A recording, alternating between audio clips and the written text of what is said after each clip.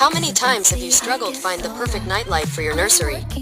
Well, today, I'm going to show you how to make a beautiful wooden nightlight that will add a warm and cozy touch to your little one's room. Start by cutting a piece of plywood with a laser that will go on top.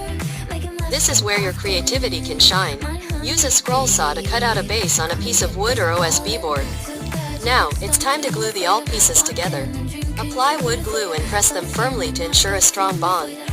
After the glue has dried, use putty to fill in any gaps or imperfections in the wood. Once the putty has dried, sand down the entire piece to smooth out the surface.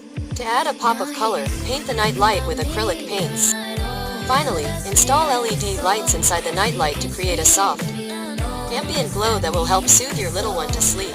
I hope this video has inspired you to get creative and add a personal touch to your child's room.